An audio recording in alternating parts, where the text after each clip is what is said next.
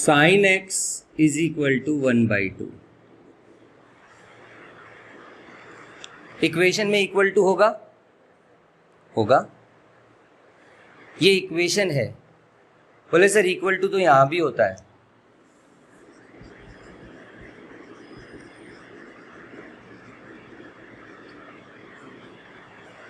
देखा?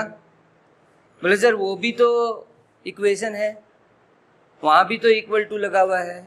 नहीं, वो आइडेंटिटी है, ये इक्वेशन है। ठीक है, बहुत बेसिक बात क्लियर कर रहा हूं। What is the difference between equation and identity? In both equation and identity there is a symbol equal to, and definitely there are two sides, but identity is true for any value of x। आप कुछ भी रखो, वहां 30 degree रख दो यहाँ x की जगह, 45 डिग्री रख दो यहाँ, 90 डिग्री रख दो यहाँ, और अगर आपके पास वैल्यू हो तो 2 डिग्री भी रख दो, 1 डिग्री भी रख दो, 5 डिग्री भी रख दो, ये हमेशा ट्रू है। यानी identity is true for any value of x। इधर देखो, x square minus 25 is equal to x minus 5 into x plus 5। Correct? ये इक्वेशन नहीं है। x कुछ भी रख दो, आपकी जो इच्छा वो रख दो, ये तो ट्रू होना है। बोल तू क्या रखना चाहता है? x 7 रखूं? 7 रख दे। 7 स्क्वायर कितना हुआ? 49। 49 माइनस 25 कितना आया? 24। लेफ्ट हैंड साइड कितना आया? 24। उधर भी एक 7 रख दे। 7 माइनस 5 2 एंड 7 प्लस 5 12। 2 इंटू 12 24। तेरी इच्छा है तो 8 रख दे यहाँ, तेरी इच्छा है तो 9 रख दे, 10 रख दे, 11 रख दे, 11.5 रख दे। ये आइडेंटिटी है। और अगर मैंने ये लिख दिया तो x square minus 25 is equal to 0, ये एक्स की हर वैल्यू पे ट्रू नहीं है। So equation is true for some values of the variable, not for every value of the variable. इतना भी क्लियर हो जाए ना आज की क्लास में तो अपनी जीत है। Equation is true only for some specific values, some particular values, not any value। Identity is always true। तो identity अगर always true है तो बेटा उसको solve नहीं करवाते, उसको prove करवाते हैं। Identity को prove करवाते हैं, equation को solve करवाते हैं। तो जब हम equation को solve करते हैं, अगर मैं इस equation को solve करूंगा तो सॉल्व करने के बाद मुझे x मिलेगा प्लस माइनस 5। ओके, ये जो मुझे मिला x is equal two plus minus 5, इनको हम या तो रूट्स बोलेंगे या आप सॉल्यूशन भी बोल सकते हो।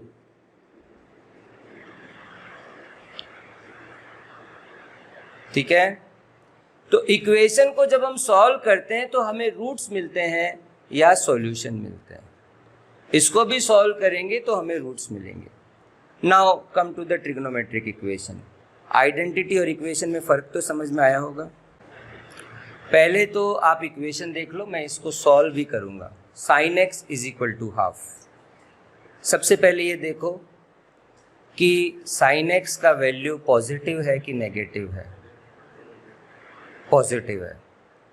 अब तरीका बता रहा हूं, ये 4 क्वाड्रेंट्स हो गए, है ना? अब ये बताना साइन एक्स पॉजिटिव कौन से क्वाड्रेंट में होता है? फर्स्ट और, यानी एक्स जो कि एक एंगल है वो या तो फर्स्ट क्वाड्रेंट का एंगल होगा या सेकंड क्वाड्रेंट का एंगल होगा। यहां का तो हो भी नहीं सकता। मानते हो ये बात? क्लियर? भाई सॉल्व करने का मतलब x का वैल्यू निकालना ही है, जहां पर ये बात ट्रू हो जाए। अब अपने काम करते हैं, ये हमारी इनिशियल डायरेक्शन हो गई। और अब आप भी ये जानते हैं कि हम क्लॉकवाइज भी चल सकते हैं, एंटी क्लॉकवाइज भी चल सकते हैं। एंटी क्लॉकवाइज एंगल पॉजिटिव होता है तो हम पहले पॉजिटिव एंगल की बात करते हैं। मैं ऐसे टर्न हो रहा हूँ, ये 0 डिग्री है, ऐसे टर्न हुआ बताओ x की किस वैल्यू पर कितने एंगल पर हाफ आ जाएगा? 30 डिग्री, पाई बाई 6, दोनों ही सही बोले। तो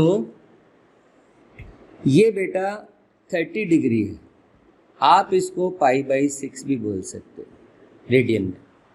क्लियर? आ जाएगा? चलो आगे चलते हैं। यहां भी आएगा कितने डिग्री पर? 150 डिग्री पर। साइन 150 डिग्री अगर आप निकालोगे तो आप लिखोगे 150 डिग्री को 180 minus 30 degree. 180 minus sine 180 minus 30 degree इस घर का ही एंगल है, पॉजिटिव ही आएगा, और साइन 180 माइनस 30 साइन 30 ही होएगा। क्लियर है? तो जब ये 150 डिग्री बना दिया, कितना बेटा? 150 डिग्री, 30 का 5 टाइम्स मतलब 5 पाई बाई 6, तब भी आपको मिल जाएगा आंसर। तो मैं यहां पर इसके सॉल्यूशन लिखना शुरू करूं। 1 is pi by 6, 1 is 5 pi by 6। अभी हमने टर्निंग दिया ऐसे, फिर ऐसे 150 डिग्री चल रहे हैं, अभी तो मिलेगा नहीं मिलेगा। ये पूरा एक 360 डिग्री हो गया। अब 30 डिग्री और कितना हो गया? बिल्कुल समझते जाओ, 390 डिग्री। करेक्ट है ना? फिर आगे गए, है ना? ये 360 और ये 540 हो ना, 360 प्लस 180, और उसमें से आप 30 माइनस कर दो, कितना आया? 510। तो बेटा ये आ गया 510 डिग्री। ठीक है? 390 डिग्री को फटाफट रेडियन में बताओ। ठीक है, 2 पाई प्लस पाई बाई 6, बिल्कुल सही बोल रहे हो। 2 pi plus pi by 6 is equal to 13 pi by 6। Now this is 3 pi minus pi by 6, 3 pi minus pi by 6। Very good, very good. Okay, अब एक बात बताओ, अगर हम इसी तरह रोटेशन देते रहेंगे तो ये तो आता रहेगा, क्योंकि आपको पता है all trigonometric function after one complete revolution repeats the value, और जो फंक्शन दुनिया में अपना वैल्यू वापस से रिपीट करने लग जाते हैं उनको पीरियोडिक फंक्शन बोलते हैं। क्लियर? तो मैं कह रहा हूं कि यहां पर आपको एक चीज मैंने बोली, दोबारा बोल रहा हूं, all trigonometric functions like sin x cos x tan x cot x sec x cosec x all are periodic functions because all function repeat their values, वापस से वही वैल्यू देने लग जाते हैं। ओके, अभी देखो ये तो चलता रहेगा, ये तो बहुत सारे सॉल्यूशन आएंगे, मतलब कितने आएंगे? इनफाइनाइट। ठीक है? अच्छा चलो एक काम करते हैं, फाइनली अब क्लॉकवाइज भी चलाते हैं। तो क्लॉकवाइज चलाया, देखो ऐसे चला रहे हैं ना, आप सभी लोग के दिमाग है बहुत अच्छा। ये चला क्लॉकवाइज, -90 -180, ये कितना हो गया? चेतन नहीं बताएगा। माइनस, दोबारा बोल रहा हूँ, -90 -180 माइनस कितना और आगे चले गए? -210 डिग्री। तो आपने बोला -210 डिग्री। अब तेरे को दे रहा हूं मैं ये काम कि इसको रेडियन में बदल दें। देख, -210 का मतलब हो गया माइनस का 180 माइनस का 30, यानी माइनस का पाई माइनस का पाई by 6, minus common 7 pi by 6। अच्छा ऐसे देख ले, ये तो पाई और ये पाई बाई 6, और क्योंकि रोटेशन क्लॉकवाइज है तो माइनस का। इसी तरह से आप आगे वाला भी ये वाला भी ले सकते हो। 2 पाई में से पाई बाई 6 माइनस कर दो, कितना आया? 11 पाई by 6। So next angle I am writing -11 pi by 6 and further many more angles. Clear? तो आपने एक चीज तो जान ली है आप सभी ने कि इस इक्वेशन के सॉल्यूशन बहुत सारे आएंगे। ठीक है? तो जो भी सॉल्यूशन आएंगे डेफिनेटली ये सब सॉल्यूशन ही है, इसको सेटिस्फाई कर रहे हैं। इनको हम कैटेगराइज कर देते हैं। One is called principal solution and one is called general solution. ठीक है? One is called principal solution and one is called general solution. ये जितने भी एंगल आ रहे हैं ना, इन सब को है तो सारे ही सॉल्यूशन सब सेटिस्फाई करेंगे, कोई सा भी एंगल रख दो सबका वैल्यू हाफ आएगा। But out of these solution we are classifying in two types, one is principal and one is, now which solutions are principal solution as per the definition given in your book? Just see, देखो पहली बात तो हम अगर हमें कुछ नहीं कहेगा तो हम हमेशा एंटी क्लॉकवाइज ही चलेंगे, पॉजिटिव एंगल, और हम हमेशा एक चक्कर तक की बात करेंगे क्योंकि उसके बाद तो रिपीट होना ही है। The first revolution, then after that तो वो तो रिपीट ही होएगा ना। तो हमने कहा कि ये कितना डिग्री है मेरे भैया, तो 0 डिग्री से हमने शुरू किया, x इक्वल्स टू 0 डिग्री। जैसे अगर मैं आपको कहता इधर देखो cos x is equal to 1, आप बोलते सर x 0 डिग्री बोल दो, 0 रेडियन बोल दो, तो आप, मैं यहाँ डिग्री हटा दिया, रेडियन में बात करेंगे तो 0। अब बात आती है कि आप ये 0 से बड़ा एंगल है ना, तो 0 से बड़ा भी हो सकता है, और ये घूमता घूमता घूमता घूमता यहाँ आ गया, तो ये वापस यहाँ आ गया, तो कितना हो गया, लेस देन इक्वल टू नहीं, इक्वल टू तो वो तो 0 में ही आ गया, तो क्या हुआ, इक्वल टू इधर नहीं लगाया क्योंकि जो इक्वल टू 2 पाई था वो ऑलरेडी 0 में फर्स्ट पोजीशन में आ गया। सभी आप सभी बुक में अपने देखें, ये बात लिखी हुई है और इसको नोट करें। देखो नोट करें मतलब बुक में देखें, एक बार कंफर्म करें, सब लोग अपनी बुक में देखें, कॉपी में तो नोट करेंगे, बुक में देखें ये बात। आपको टीचर बोलेगा ना what is principal solution, then you always say principal solution are the solution of trigonometric equation which are greater than or equal to 0 and less than 2 pi। इनमें से अब बताना कौन से एंगल प्रिंसिपल सॉल्यूशन है, this and this, these are called principal solution। अब इसमें भी अगर मैं आपको बताऊं, इसमें भी तो ये जो सबसे पहले हो गया वही, जब कोई चीज़ सबसे पहली बार होती है ना वही इम्पॉर्टेंट होती है, बाद में तो उसी चीज़ को रिपीट किया जाता है कि भाई सबसे पहली बार मून पर कौन पहुंचा, वो पहली बार हुआ, उसके बाद में जितने भी पहुंचे पहुंचते रहेंगे, लेकिन द फर्स्ट मैन जो पहुंचा वो सबसे इम्पॉर्टेंट स्टेप था। ठीक वैसी बात है, जब भी कोई इवेंट होती है तो very first time is the most important, then it is called repetition. Okay, तो प्रिंसिपल सॉल्यूशन आपको मिल गए। अब बात आती है जनरल सॉल्यूशन। जनरल का मतलब सामान्य है, सामान्य मतलब इन सब को कवर करने वाला, सारों को कवर करने वाला, ठीक है ना। एक बात बताना, इवन नंबर लिखते हैं, इवन नंबर लिखते हैं स्कूल में 2 4 6 8 10 12, बेटा ये ख़त्म तो होंगे नहीं। टीचर ने बोला सारे लिख दे, बोले sir 2n, n belongs to integer, सारे लिख दिए उसने, बोले सर ये सारे लो, ये जनरल है। जनरली लाइक यू आर चैतन्य, ये ऋषि, अलग अलग नाम है सबको, बोले वी आर इंडियन, सबको एक साथ ही समेट दिया एक ही नाम में, वो जनरल होता है, ठीक है। तो ये इवन नंबर का जनरल फॉर्म है। ऑड नंबर 2n-1, 2n+1 भी बोल सकते हो चाहो तो, मतलब 2 का डिवाइड करते हैं तो एक रिमाइंडर बचता है, ये है 2n+1 का मतलब। क्लियर। तो जनरल सॉल्यूशन में मेरा एम होगा इन सब को कवर करना, ठीक। तो अब यहाँ पर मैं आपको इस इक्वेशन का जनरल सॉल्यूशन बताने जा रहा हूँ। सबसे पहले आप इसका प्रिंसिपल सॉल्यूशन लिख लेंगे, दैट इज π/6। आपके पास इक्वेशन क्या थी, sin x is equal to half. आपने पता कर लिया, वैसे कहूँ क्या, principal angle is the numerically least angle, जो सबसे छोटा होता है ना, ये 30 डिग्री है। इन सब में जो सबसे छोटा होगा ना, एक्चुअल डेफिनेशन वही है, न्यूमेरिकल। तो sin π/6 तो सबसे पहले आप क्या करेंगे, प्रिंसिपल एंगल में लिख लेंगे। लिख लिया। अब मैं आपको एक फॉर्मूला दूंगा यहाँ, उसका प्रूफ अलग से पढ़ लेंगे, ज़रूरत होगी तो, बाकी ज़रूरत नहीं है उसकी प्रूफ की। इधर देखो भैया, सभी लोग ध्यान देना, sine x is equal to sine alpha.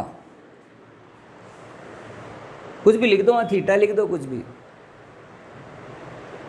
अपनी बुक में देखो जनरल सॉल्यूशन कहाँ लिखा हुआ है, साइन एक्स का ये लिखा हुआ, x is equal to n pi minus. चलो इधर देखो, इधर ये वाई लिख दिया, ये लो एल्फा की जगह, आपकी बुक के हिसाब से लिख देता हूँ। तो ये वाई क्या है, प्रिंसिपल एंगल है। This y is principal angle, ये फाइंड कर लेंगे। जनरल सॉल्यूशन निकालने के लिए आप सभी ध्यान रखें, पहले प्रिंसिपल एंगल निकालना पड़ेगा, ठीक है। और प्रिंसिपल एंगल निकालने के लिए आप ऐसे चलोगे और जो सबसे पहले मिल जाएगा ना, वही होगा प्रिंसिपल सॉल्यूशन, ठीक है।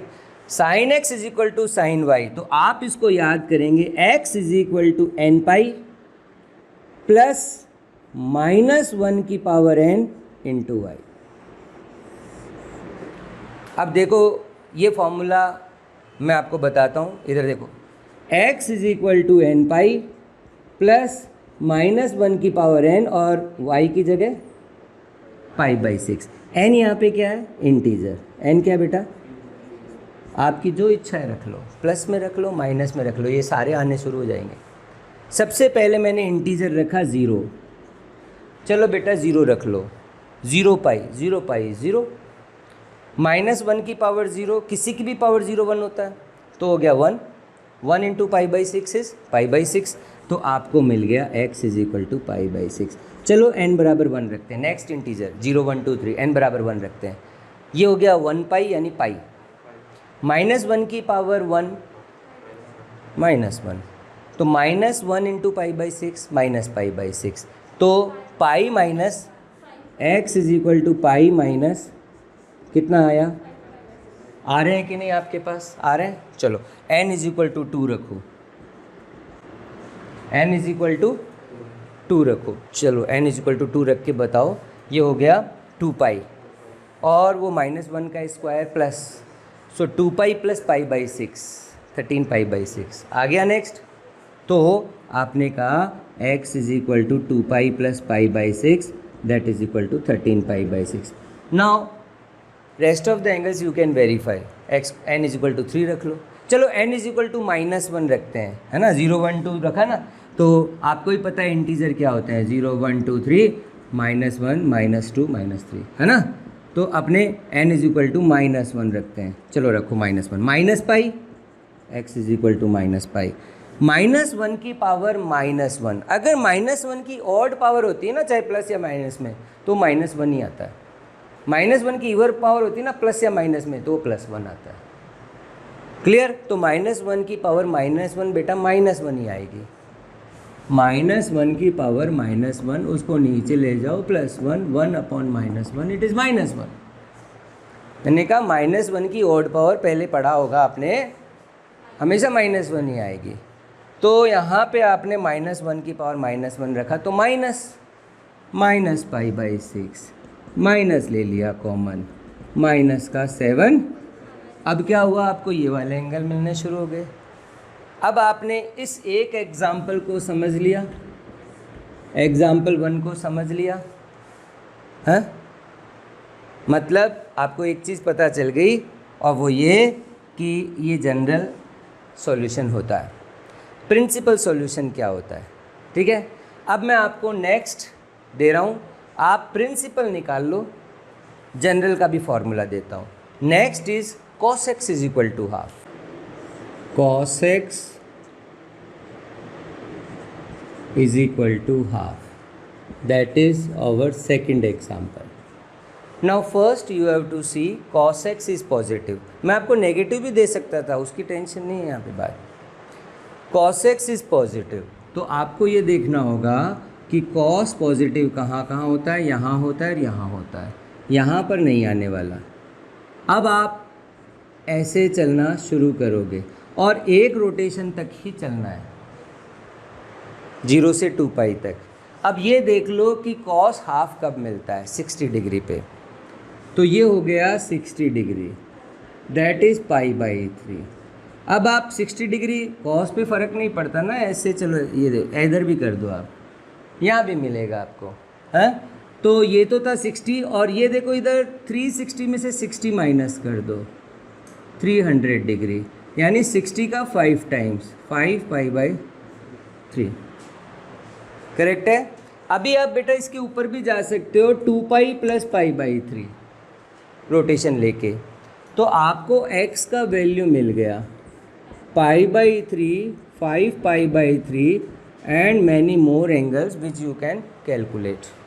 यस, नेगेटिव में भी मिल जाएगा, ऐसे आ जाइए -π/3, और कॉस के फ़र्क नहीं पड़ेगा, इधर ये वाला भी माइनस का 5 π/3 होएगा, कॉस के फ़र्क नहीं पड़ता प्लस या माइनस का, जो ऐसे मिलेंगे वो वैसे भी मिलेंगे। आप बताओ, ये ऐसे गए 2π - π/3 कितना हुआ, वही 2π - π/3 वही 5 π/3, और क्योंकि आपने रोटेशन ऐसे लिया तो माइनस लगा दिया, ठीक है। चलो बताया मैंने। अभी इसमें से आपने कहा कि ये वाला है ना, इसको अपन ने प्रिंसिपल एंगल या प्रिंसिपल सॉल्यूशन ले लिया। तो हमने बोला cos x = cos π/3।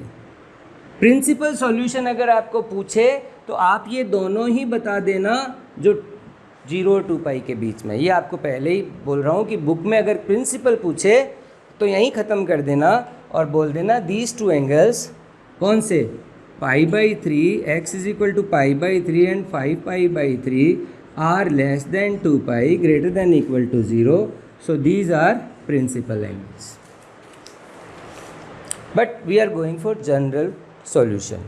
Now general solution के लिए अब आप ये फार्मूला नोट करेंगे, सेकंड फार्मूला आ रहा है cos x = cos y। y क्या है अभी बताया, प्रिंसिपल एंगल, तो आप निकाल लेंगे। अब आप ये फॉर्मूला याद करेंगे, x = 2nπ, देखो इधर देखो, ये 2π प्लस भी जा सकते हो माइनस भी जा सकते हो, प्लस माइनस y, ठीक है। और n क्या लिख देंगे, n बिलोंग्स टू इंटीजर। तो अब आप यहाँ पर लिख दीजिए x = 2nπ ± π/3। सारे सॉल्यूशन आ गए। आप n 0 रखिए, प्लस का π/3 माइनस का π/3 दोनों आ गए।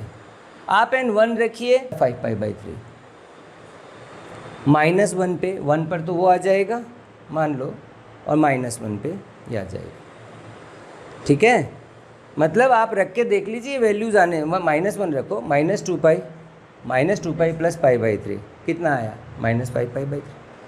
ये सारे एंगल कवर होंगे। आपको बस यहाँ पे n का वैल्यू क्या रखना है, n का वैल्यू इंटीजर रखना है, like 0, 1, 2, 3, -1, -2, -3, you will cover all of these angles, ठीक है। अब फाइनली tan का लिख दूँ, समझ तो आप जाओगे ही तरीका। तो tan का फार्मूला ये है जनरल सॉल्यूशन का। पहले तो अगर सपोज करो मैंने कहा tan x = 1, तो आप x बोल दोगे π/4, एक तो यहाँ आएगा एक यहाँ आएगा, करेक्ट है। उसके बाद में tan x = tan y अगर है तो x = देखो tan की खासियत, हर पाई एंगल के बाद उसी का ही घर होता है, फिर उसका घर आ गया, फिर उसका घर आ गया, हर पाई एंगल के बाद, है ना। तो आपने बोला nπ + y, ये लो सर, क्लियर। तो 3 फार्मूले अब मैं अगर जनरली यहाँ लिख दूँ, गौर से देखिएगा भैया सभी लोग। जनरल सॉल्यूशन, पहली बात तो प्रिंसिपल सॉल्यूशन जो होता है वो 0 और 2π के बीच में होता, 0 भी हो सकता है, 0 और 2π के बीच। जनरल सॉल्यूशन के लिए आपके सामने एक टेबल आ रही है, sin x = sin y, then x = nπ plus -1 की power n into y, cos x = cos y, then x = 2nπ plus -y। tan x is equal to tan y, x is equal to n pi plus y। I hope topic clear हो जाएगा आपका। आप थोड़ा और practice करेंगे। आज अपन ने 3 equation ली। आप एक काम करना, sin x, cos x और tan x कोई भी वैल्यू ले लेना, फिर उनका ऐसे एंटी क्लॉकवाइज क्लॉकवाइज दोनों एंगल निकाल लेना, फिर इससे फॉर्मूले से उसका जनरल सॉल्यूशन निकालना और n का वैल्यू रख के देख लेना सारे कवर हो रहे हैं कि नहीं। When you are satisfied then it is understood कि आप सारे मतलब जनरल सॉल्यूशन दे सकते हो, पर जनरल सॉल्यूशन निकालने के लिए आपको प्रिंसिपल सॉल्यूशन पहले निकालना ही पड़ेगा। ओके, तो कल अपने इसको आगे और कवर करेंगे।